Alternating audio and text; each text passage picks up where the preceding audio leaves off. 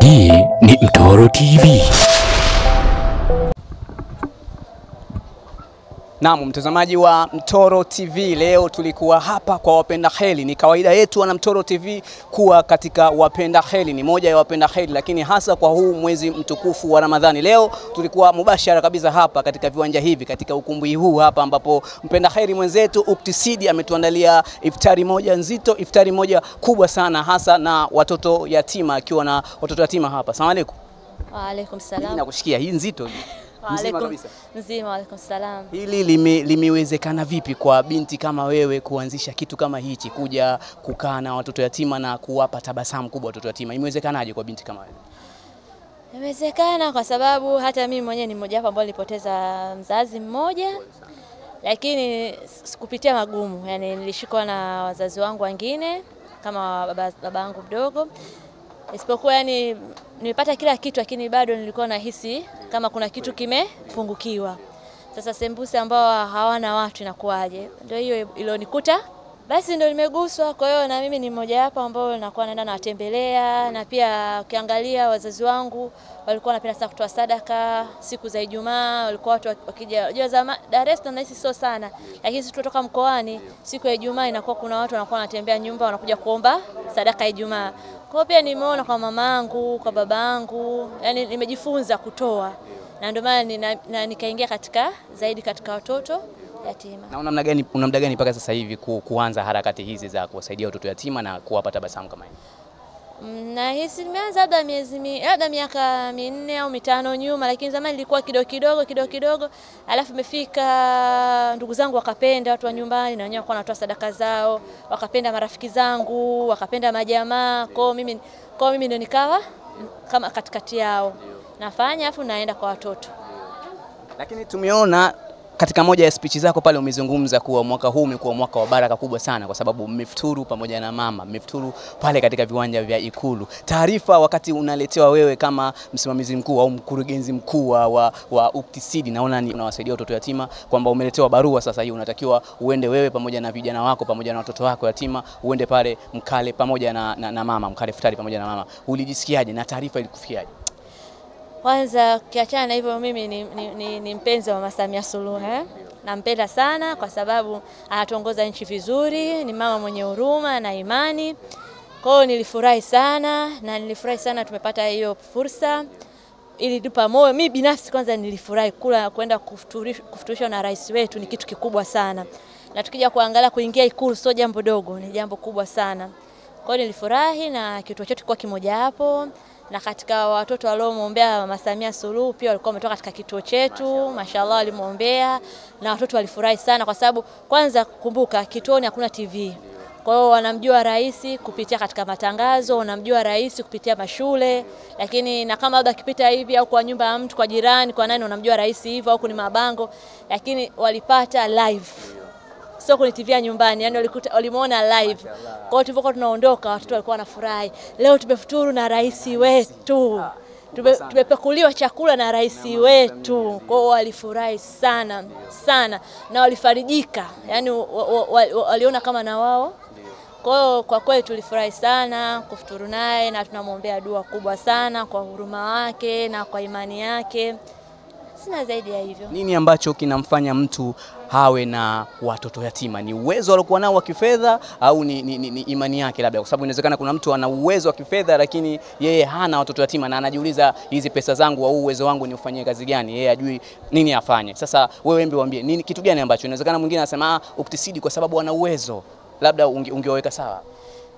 Tukija kwangu mimi sina uwezo wote. Mimi ni mtu wa hali ya kawaida, na pia ni mke wa mtu, na na watoto wawili wazuri mashallah. Na pia nafanya kazi, ni mwajiriwa. Kutoa ni moyo, sio tajiri. Kuna kama katika mimi ninapotoa, kuna watu ambao wanatoa hela, kuna mwingine anatoa mpaka 1000. Umeona? Kwa kutoa ni moyo, sio tajiri. Kwa hiyo mimi nawasihi sana, ambaye mtu una uwezo wako na unataka kutoa, nenda katika vituo vya yatima, nenda kawatolee. Na kama unaona kumpitia mtu au mtu, jamani tuongee ukweli. Kuna watu wengine wanachukua dhima kwa kuwafuturisha watoto yatima, wanampitia mtu na wale watoto wasipate Kwa hiyo kama mtu unaona uwezo wako, unataka kuwasaidia watu yatima, nenda moja kwa moja kaone. Na watu yatima ni wanahitajika sana msaada. Yaani ni watoto ambao wako kiunyonge sana. Lakini wakija, wakiona mataa, wakiona hivi, wanafurahi, wanakula vizuri, nini, tende juu ya meza, yani tende tu lakini anafurahi sana. Kwa hiyo jamani, mtu mwenye uwezo wako, kesho kwa Mwenyezi Mungu hizi ndio khaira utakuja kuzikuta kesho. Na Mtume Muhammad sallallahu alaihi wasallam katusisi sana yatima ni kitu kikubwa sana. Kwa hiyo tuende tukawaone. Usione tu kuni video kuni nini, nenda kaone mazingira wanayoishi, utapata imani. Na nikwambie tu, toka nimeanza hii kazi, kuna watu wengine mimi nimejuana nao kuni kazi. Na niko nao karibu kama ndugu. Yani tulikuwa marafiki na sasa hivi ni ndugu. Kwa ni rahma ya Mwenyezi Mungu, unafanya jambo zuri na Mwenyezi Mungu anakugea watu wa karibu, watu wazuri.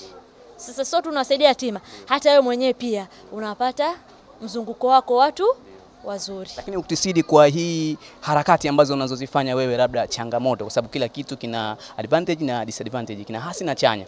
Harakati unazozifanya za khairi tunajua, lakini inawezekana kuna watu ambao hawapendi khairi, wanakuchukulia hasi. Labda ushawaipata changamoto yoyote kutokana na hizi harakati ambazo unazozifanya?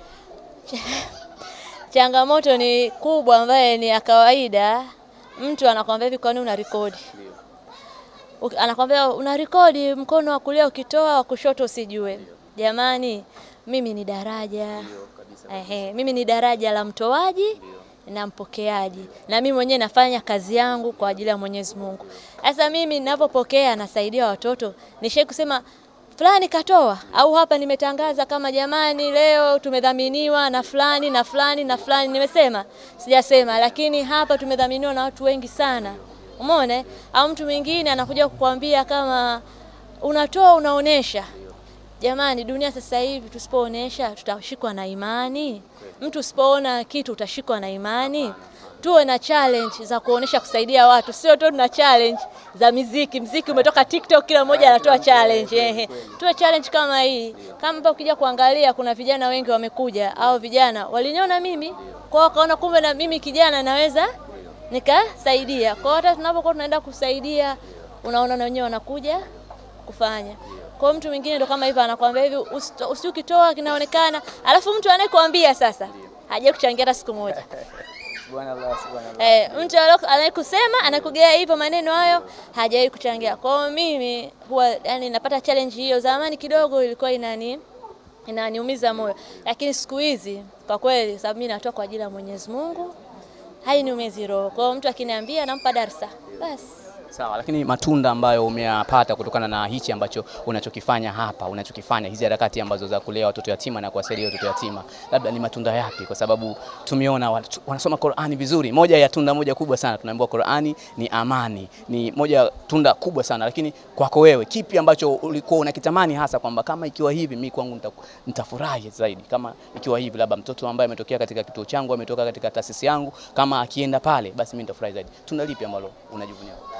Kwanza nafurahi kwa watoto mashallah, ni watoto wenye akili sana. Na pale mwaka jana tulitoka mtoto ana form 4 alipata 4 ya kwanza ambaye alisoma. Cha pili matunda anayepata ukiachana na vitu vyote, mimi mwenyewe kwanza napata faraja ya Mungu, ya kumshukuru Mungu kwa jinsi nilichokuwa nacho mimi kidogo kumbe ni kikubwa sana. Yaani mimi mwenyewe inaniweka sehemu sahihi. Yaani inapata elimu na najua kushukuru Mwenyezi Mungu. Umeona, mimi nalala na taa, wao saa zingine hawana luku na bibi nanunuliwa. Umeona? Kingine naomba tu jamani, watoto wanasoma Qur'ani lakini shule hawapati. Kwa watu wajitokeze, wawasaidie. Sio kupeka tu chakula, siku nyinginewe watoke waende wakanunulie uniform, waangalie majuzu masafu zinatolewa nyingi, lakini uniform za shule, watoto wanaenda shule uniform haina nini, haiko vizuri.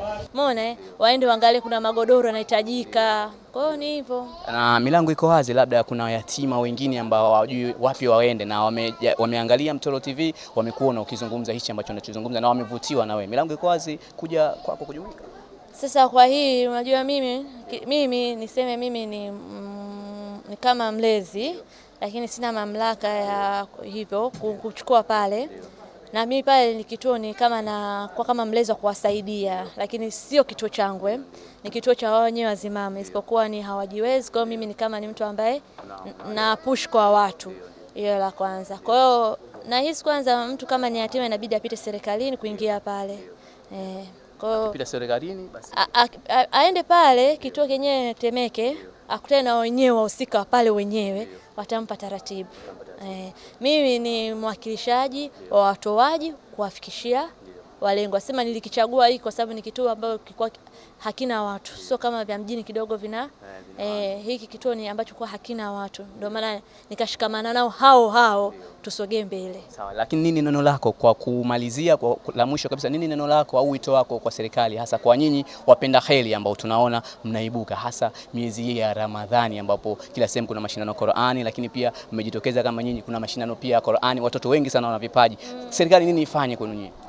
Sisi tunaomba serikali tusaidie kama hivi, kutusaidia tamasha, watoto mayatima na wenyewe wafanye mashindano ya Qur'ani, wasome Qur'ani. Kama hivi umeona wamepata pesa ya Eid, wanafurahi. Kwa hiyo inasogeza mbele.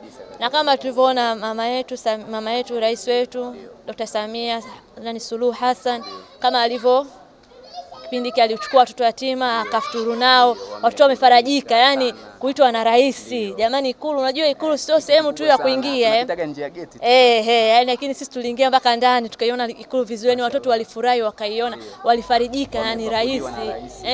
Mama Samia aliwapakulia chakula. Kwa hiyo walifurahi, yani walifarijika sana. Yani siku hiyo naona mpaka siku ya pili watoto ni wanaongea tu. Kwa ni kama hivyo, tunaomba tu yani watusaidie kuwashika. Ombi lako labda kwa Mheshimiwa Rais Samia Suluhu Hassan kwako wewe kwenye kituo hichi? Ombi langu mimi naomba kama atapata nafasi ya kutusaidia kituo chetu, kwa sababu kituo kile pale walipokuwa wanakaa ni padogo sana na wanapata tabu sana, ila wana kiwanja ambacho kiko Kigamboni. Tulianza kiujenzi kusaidiana na watu kukusanya. Kama atapata nafasi na kaiona interview hii, na kwa huruma wake yeye, kama ataweza kusaidia wajenge ili wapate nafasi nzuri ya kukaa na kuishi, kwa sababu chakula kipo, watakula kila siku, lakini malezi ni sehemu nzuri zaidi kwa watoto, kwa msingi ya watoto. Na pia natoa tena salamu zingine kwa kumshukuru sana, kwa kweli tulifurahi sana kwa iftari yake. Tulifurahi sana. Basi nikushukuru sana na salamu zimemfikia. Okay. Na shukrani sana. Nilikuwa na Ukhti Sidi nikizungumza naye mambo mawili matatu kuhusiana na harakati zake za kheri anazozifanya. Lakini leo tulikuwa hapa katika iftari kubwa kabisa tukijumuika pamoja na watoto yatima. Tumepata burudani kubwa ya Qur'ani. Wengine sisi tumekuwa ni walevi wa Qur'ani, hasa ukiwa unaitendea haki kama walivyoitendea haki watoto ambao wanalelewa na Ukhti Sidi hapa. Mimi naitwa Kheri Mpinga Shari kutokea Mtoro TV. Asante, naendelea kusubscribe, kucomment, kushare channel yako kubwa kabisa ya Mtoro TV. Asante. Hii ni Mtoro TV.